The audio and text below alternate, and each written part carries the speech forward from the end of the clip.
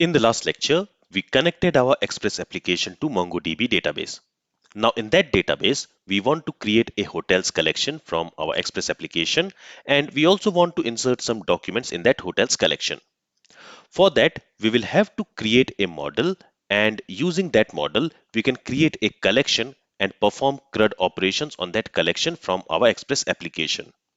So in Mongoose, a model is a class that serves as a constructor for documents. It's the primary way you interact with specific collection in your MongoDB database.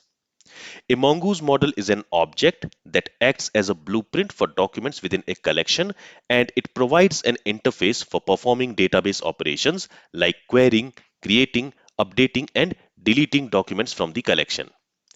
You can think of it like a class in an object-oriented programming language, and you define the class, basically the model, and then you can create instances of that model, and the instances adheres to its structure and behavior. Now, what is the use of a model in an Express application? First of all, we use models to create documents in a database collection. Then, if we want to perform CRUD operation on that collection, for that also we use the model. We also use model for data validation and consistency.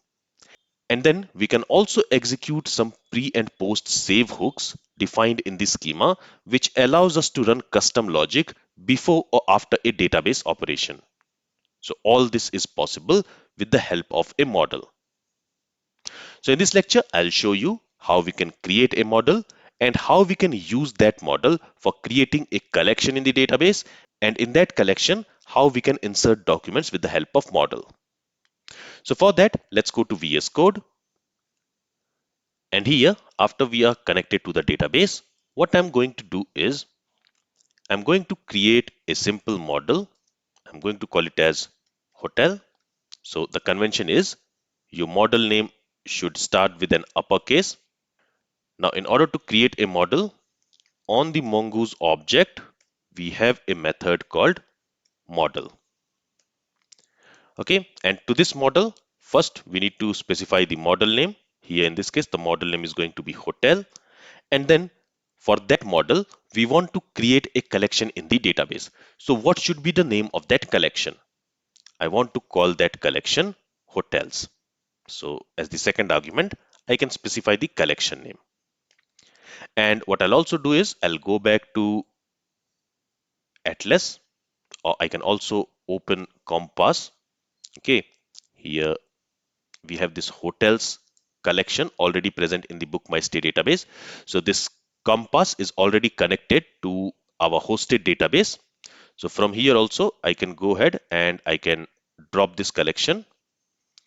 For that I need to specify the name of the collection which I want to drop, and I can say drop collection, and that collection is dropped now. And with that, the database is also removed, because since in the database we do not have any collection, that's why the database is also removed. But that database will be created once we create a collection inside that database. So in our Express application, here we have specified the database name, which is book my stay. So whenever we are going to create a collection inside this database, first this database will be created, and after that, inside that database, the collection will be created. Now, how are we going to create a collection? For that, what I'm going to do is I'm going to create a new variable, and I'll say hotel1. Okay. And to create a new hotel, here I need to use the new keyword followed by the name of the model. Here, the name of the model is hotel, right? And inside that, I can specify the document, the hotel document, which I want to create. So let's say for this document, I want to have a name property. Let's say name of the hotel is test1, and let me specify the price. Let's say 1200. And let me also specify the city. Let's say Mumbai. And now I want to save this document in the hotels collection. So all I need to do is here, I need to use a wait keyword, and on this hotel1, I need to call save method, and that's it. Now remember that this save method runs asynchronously. So that's why I'm using this await keyword before that. So here we are creating a new hotel object, a new hotel document using this hotel model. And then on that document, we are calling the save method in order to save it in the MongoDB collection. With this, if I save the changes, so when we are saving the changes, the application will restart and this code will be executed, right?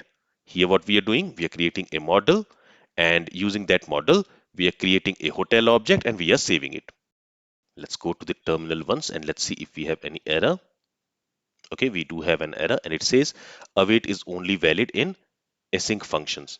So what I'll do is I'll not use this await keyword here, and let's save the changes now. And let's again see the terminal if we have any error. And here we do have an error and it says cannot use in operator to search for pluralization in undefined.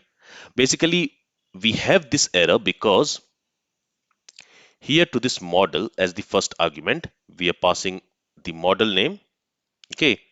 And as the second argument, we are passing a collection name. But this model method, if I hover over it, as the second argument, it is expecting a schema. Okay. And a schema is basically an object which specifies what fields do we want to have inside a collection. So here what I'm going to do is I'm going to create a schema, and for that let's create a variable and let's simply call it as hotel schema. And to this hotel schema, in order to create a schema, we are going to use the new keyword followed by mongoose.Schema. Okay, and to this schema, we need to pass an object, and inside that object, we can specify what properties do we want to have for the hotels document. For example, I want to have a name of the hotel, which is going to store a string value. I want to have a price for the hotel, which is going to store a number value. Okay, and I'm going to have a city property, which is going to store a string value. Okay, so for now, I'll only keep these three properties just for testing. And here as the second argument, now we are going to specify this hotel schema. Okay, with this, if I save the changes and let's go back to the terminal one more time, and now you will see we do not have any error. Express server is up and running and connection to DB is also successful.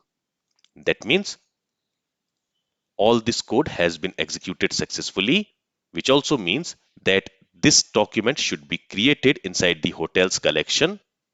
Now, you will say that here I'm not specifying any collection name. So here what will happen is, actually, let me go to Compass and let me show you that. So here I'll refresh this connection and you will see that this book my stay database is again created.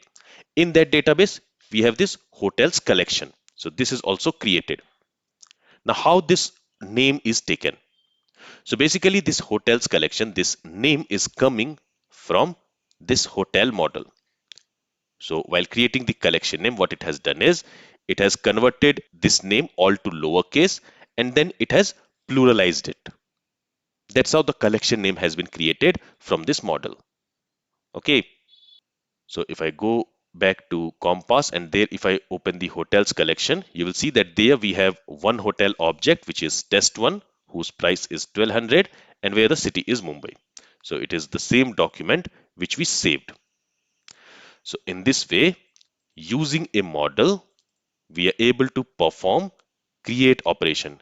Here, using this model, we created a hotel object and on that hotel object, we called this save method in order to save it in the MongoDB collection. Now, let me go ahead and let me create one more hotel object. This time I'll say that the price is 1500. I'm not specifying the city, and for the name, I'm simply going to pass an empty string. Let me save the changes. So again, when I'm saving the changes, this application will be restarted and this code will be executed again. And when this code will be re-executed, it is going to insert this document in the hotels collection. So if I go to Compass and there, if I refresh this collection, you see I have a second document where the price is 1500. I do not have a city property and the name is empty string. Now, a hotel object should not have an empty name. And what I also want is I want this city property to be a required field. So every hotel object must have a city property. So here what we need to do is we have defined a schema where we are telling what fields do we want, but we also want to add some validation. For example, I want to make this name field as required field, the city field as required field, and this price field also as required field. So this type of validation we can do with the help of Mongoose. Mongoose also provides us some built-in validators which we can use while defining a schema. That we will see in our next lecture. In this lecture, we learned how we can create a model. To create a model, first we need to create a schema. In that schema, we defined what fields do we want to have for that model. And then using that schema, we create a model. So to create a model, we use this model method on the Mongoose object. As the first argument, we specify the model name. And as the second argument, we specify the schema using which we want to define that model. And when we are specifying the model name here, with this model name, a collection will be created in the MongoDB database, where the model name will be first converted all to lowercase and then it will be pluralized. Okay. All right. So this is all I wanted to cover in this lecture. In the next lecture, let's see how we can add validation on our schema, basically on this hotel schema which we have created. This is all from this lecture. If you have any questions from this lecture, then feel free to ask it. Thank you for listening and have a great day.